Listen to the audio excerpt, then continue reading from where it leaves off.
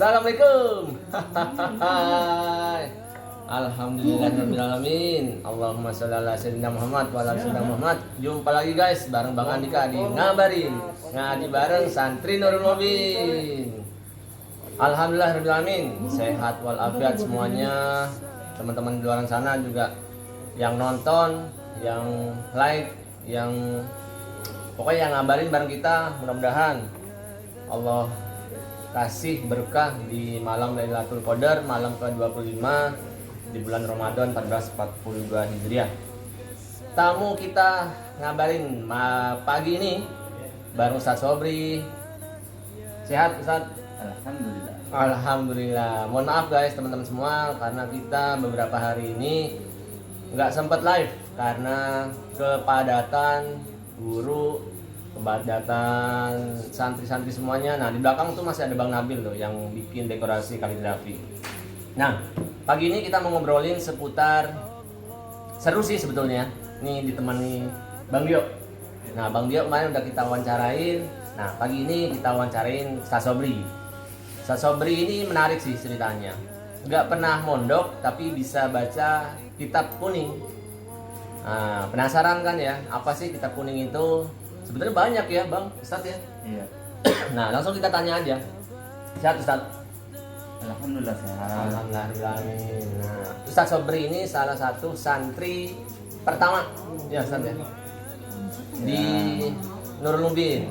Jadi sengaja saya undang beberapa santri-santri senior, santri generasi pertama, santri generasi kedua supaya kenapa? Supaya bisa berbagi kisah dan ceritanya buat teman-teman di luar sana. Ya mudah-mudahan bermanfaat sih ya. Nah, Ustaz Sobri, Iya. kesibukannya apa nih Ustaz? Alhamdulillah sampai saat ini masih mengajar Ngajar ya. ya di 2 sekolah. Ngajar 2 sekolah. Iya. Tangerang Ustaz. Satu di SD Tangerang, yang kedua di madrasah di wilayah Kalideres. Tangerang sama Kalideres ya. Ngebagi waktunya gimana tuh Ustaz? Kan 2 sekolah tuh. Emang nggak bentrok nggak? Alhamdulillah tidak, karena kalau di SD negeri saya waktunya pagi, sementara di madrasah waktunya siang. Jadi begitu selesai ngajar di negeri langsung pindah ke aliyah itu ya. Tuh. Udah berapa lama ngajar Ustaz? Alhamdulillah sampai saat ini kurang lebih sudah 14 tahun. 14 tahun. 14 tahun. Suka dukanya apa Ustaz Sobri? Ngajar di 2 sekolah itu Ustaz. Banyak kalau berbicara suka duka ya, Sukanya dulu deh.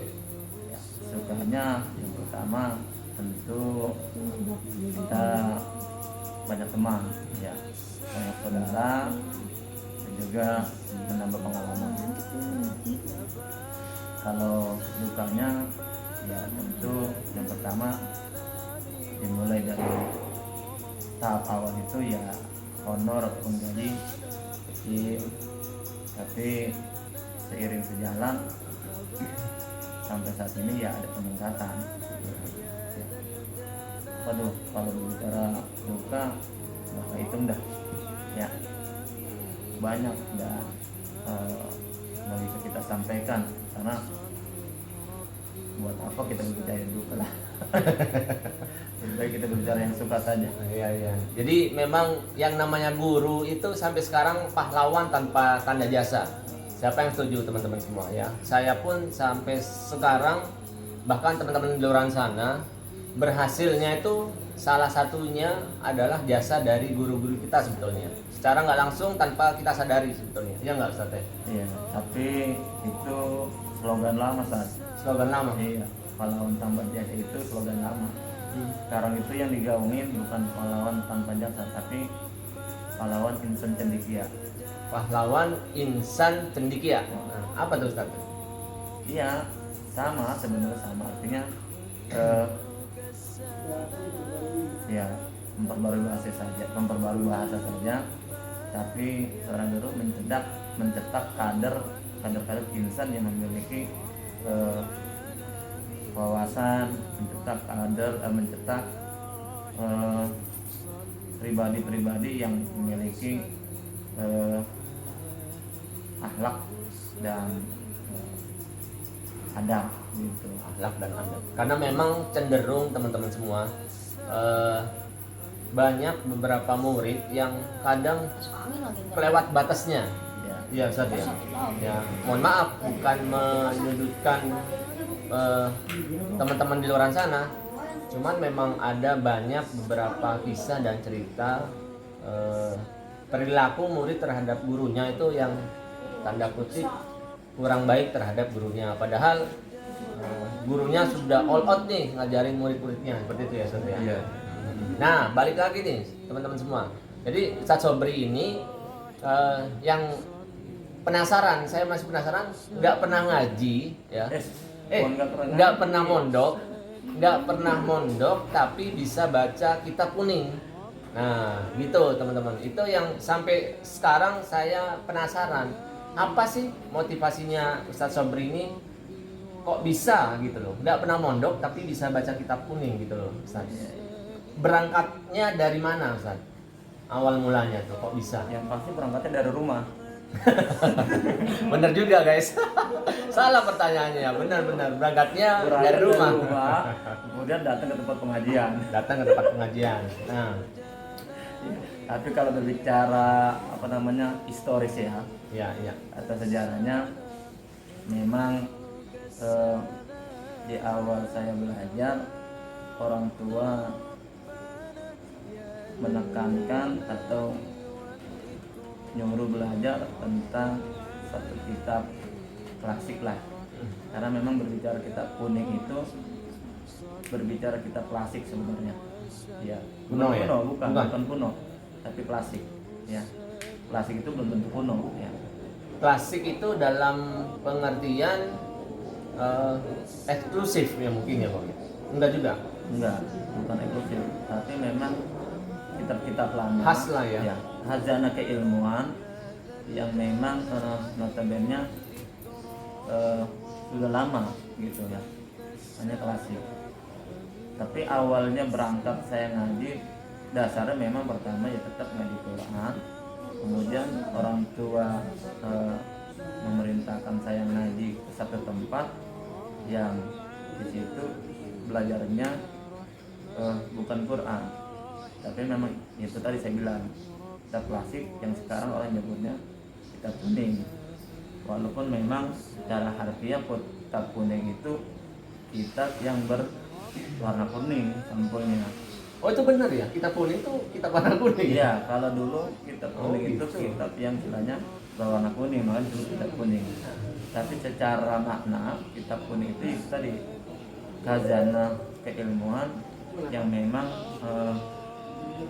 dicetus atau dilahirkan oleh para ulama-ulama Terdahulu lah ya. gitu. Nah,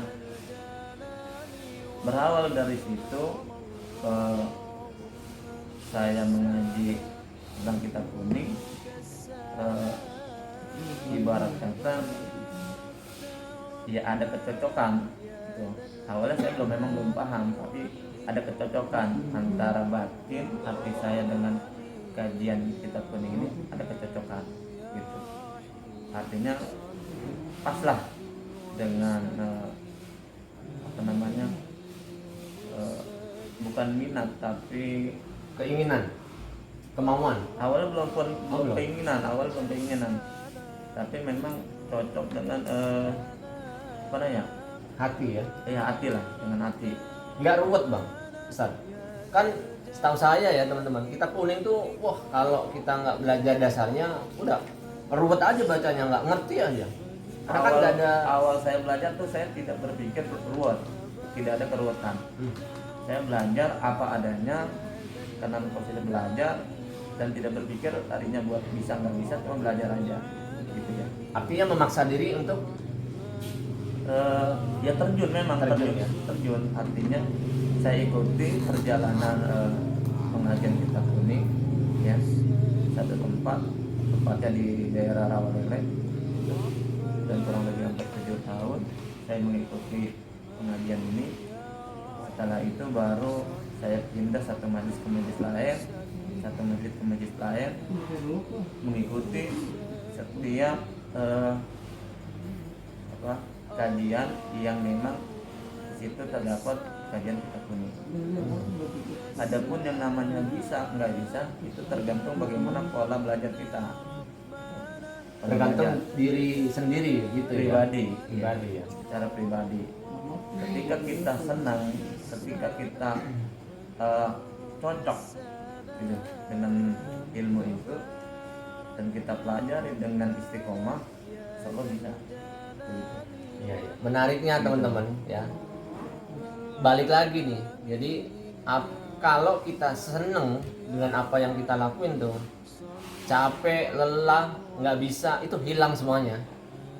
Ya, Ya Ustadz ya. karena saya juga kalau dihitung jarak, ya saya bolak-balik dari rumah kemudian ke Rawalele yang kurang lebih hampir ya 3 kilo lah. Itu waktu itu menggunakan sepeda saya, Sepeda ontel lu ya. sepeda biasa. Sepeda. Saya udah sepeda biasa, bukan sepeda ontel lagi. Sepeda berangkat maghrib, pulang jam 9, tempo tempo jam setengah 10. Ya kajian, karena memang kajiannya kita unik, jadi cekokannya ataupun makanannya memang selalu ya tidak kita kajian kita kuning gitu. Dimulai dari dasarnya jurmia, kemudian matandina, kemudian mutasor, kemudian nasar jalalain dan sebagainya dan sebagainya. Gitu. Jadi kalau berbicara apa namanya, tema kita nggak pernah mondok tapi bisa baca kuning, itu bukan jadi kendala buat saya, karena saya punya berpikiran memang awalnya saya punya cita-cita waktu itu nyantren gitu.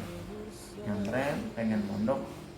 Nah sebelum saya mondok memang sudah dibekal sama orang tua untuk bisa tapi karena waktu dan takdir Allah berbicara lain, akhirnya saya nggak mondok. Tapi saya punya cita-cita bagaimana saya supaya bisa walaupun saya nggak mondok gitu. Nah cita-cita itulah yang sebenarnya saya pegang dan saya jaga, bagaimana kecintaan saya kepada satu ilmu yang dalam arti notabene ini kitab kuning tetap saya jalani.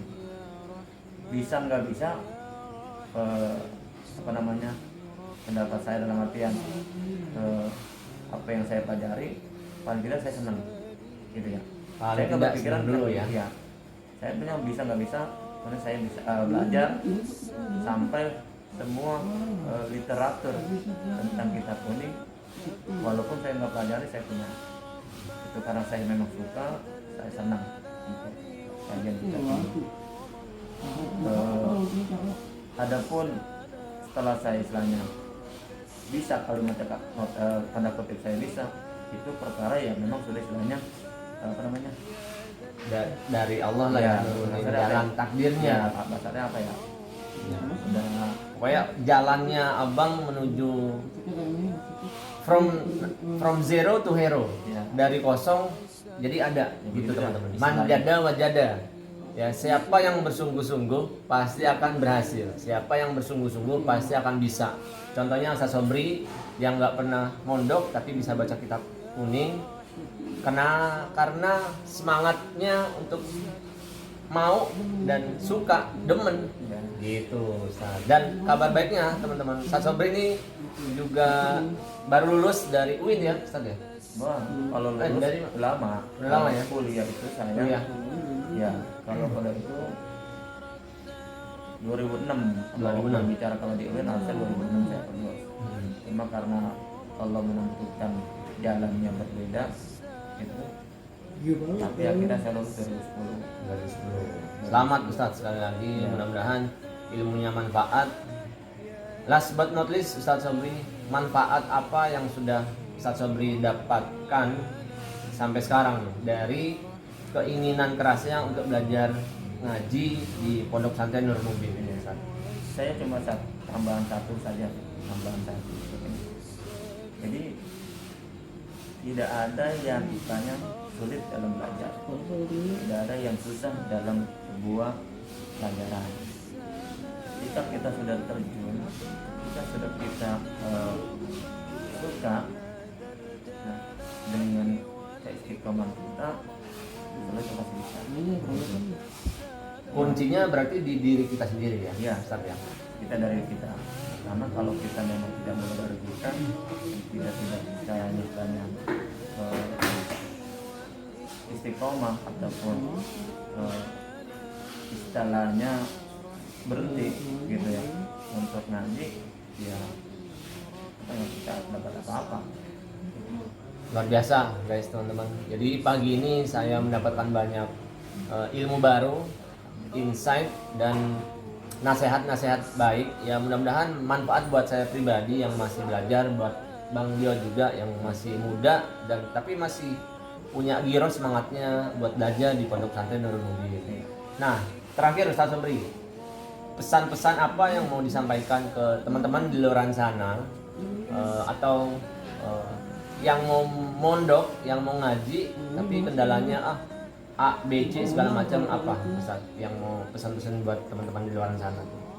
Karena kan ada beberapa teman-teman di luar sana yang mau ngaji atau mau mondok, kendalanya masih nggak bisa baca ini, kemudian sibuknya pekerjaan. Karena kan Ustaz Sobri kan sehari-harinya sibuk banget tuh, tapi kok malam kok ya mau ngaji gitu Ustaz. Iya. Nah, Saya berpegang buat begini. teman-teman di sana. Iya. Saya berpegang begini. Saya selalu masih megang kalimat yang memang semua orang istilahnya thalabul ilmi faridatun ala kulli muslimin wa muslimatin, dan juga utlubul ilma minal mahdi ilal lahdi. Kemudian utlubul ilma walau bisa gitu ya. Jadi 3 kata tersebut, 3 statement itu saya pegang. Jadi dimanapun kita berada, dalam kondisi apapun kita, itu jangan sampai kita menghilangkan untuk tidak belajar. Selalu belajar, ngaji dan sebagainya. Jadi untuk teman-teman, jadi jangan berkecil hati untuk tidak bisa ngaji. Jangan berkecil hati untuk tidak bisa belajar gitu. Karena semua tempat itu apa namanya pasti bisa untuk kita ambil pelajaran gitu ya. Cuma memang Nggak peduli tempat itu negatif sekalipun atau Iya. gimana Ustaz? iya, dimanapun tempat biasanya itu bisa buat jadi pembelajaran. Tempat positif kah, negatif pun bisa.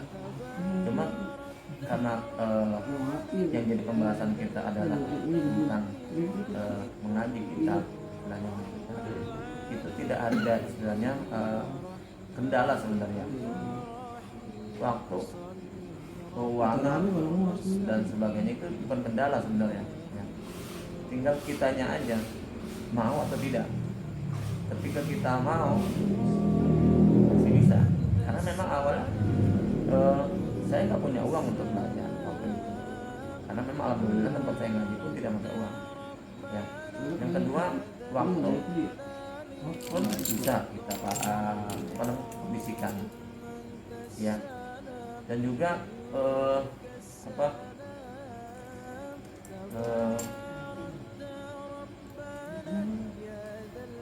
kitabnya pun bahasa kasarnya Iya, kitabnya ya. ya, kitabnya bisa kita bahasa kasarnya dapatkan di mana ya, tinggal memang masalah keuangan kita sementara bisa kita kita usahakan lah. Cuma itu tadi, jangan berpikiran, jangan berpendapat dalam sebuah ngaji itu, pada semua ngaji itu nggak usah ya. Yang namanya ngaji pasti ada kendala, tetapi bagaimana kita menghilangkan kendala itu dari diri kita. Luar biasa teman-teman semua. Ngebul, ubun-ubun saya ngebul. Bakar ngebul. Ngebul banget guys teman-teman semua. Jadi memang ngabarin ini ngaji bareng santri Nurul Mubin ini semuanya masih muda teman-teman ya. Termasuk Ustaz Sobri ini masih muda. Hitungannya ya masih usia di bawah. Pokoknya masih muda lah ya. Apalagi Bang Dio ini. Tapi semangat ngajinya, semangat datang dari rumah ke pondok itu luar biasa. Ya. Kenapa? Ya karena itu tadi kata Ustaz Sobri, gak usah dilihat kita bisa atau enggaknya, yang penting mau aja dulu ya Ustaz. Kalau kata toko sebelah, mulai aja dulu. Nah kalau ini mau aja dulu gitu teman-teman. Ustaz Sobri makasih banyak. Aduh, sama-sama. Kita undang lagi di hari berikutnya, entah itu bicara tentang, sebetulnya pembahasan kita ada lagi Ustaz. Bedanya pondok pesantren modern dengan pondok pesantren salafiyah itu apa? Yang masih dipertanyakan, yang masih mungkin teman-teman di luar sana masih penasaran. Iya. Tapi jangan malam pagi ini Ustaz. Kita hari berikutnya. Enggak, Kita saya cuma sedikit aja ya. Kalian itu apa ya namanya? Pola bukan apa namanya tadi? Sedikit gambaran saja. Iya. Jadi kalau pondok salafi itu notabene itu benar-benar mengkaji kajian ilmu yang beristilahnya kajian ilmu klasik. Dalam arti ini kita klasik. Ya, termasuk kita kontemporer juga ada. Tapi kalau pondok modern itu notabene kajian kita itu tidak menjadi urutan utama, gitu kan? Bukan menjadi orientasi utama, gitu. Tetapi sebagai apa namanya pendukung saja, gitu, pendukung kalau untuk pondok pesantren modern. Tapi kalau kita pondok pesantren salafi orientasinya memang di kajian kitab klasik, artinya tapi kajian kitab yang istilahnya keilmuan para ulama terdahulu dibahas di dalam pondok salafi. Komplit lah ya. Iya. Jadi artinya ada supaya nggak mudah menyampaikan sesuatu yang sebetulnya di kitab itu banyak dikaji juga ya Ustaz ya. Banyak. Gitu ya. Iya. Nah, seperti itu teman-teman. Lebih detailnya kita undang Ustaz Sobri di hari berikutnya. Pokoknya makasih banyak buat teman-teman yang masih nonton, yang masih live bareng pagi ini ngabarin. Jangan lupa ini malam ke-25, kencengin ngajinya, kencengin ibadahnya. Yang mau ikutan ngaji bareng Santri Nurul Mubin langsung datang pondok gratis, atau yang mau ikutan bangun langsung datang pondok Santri Nurul Mubin. Makasih banyak Ustaz Sobri. Sama-sama. Mudah-mudahan Allah kasih istiqomah buat Ustaz Sobri. Amin. Allah kasih istiqomah buat teman-teman di luar sana, buat apa? Buat belajar bareng kita di pondok. Wabillahi taufiq wal hidayah. Wassalamualaikum warahmatullahi wabarakatuh. Makasih, jangan lupa ngabarin.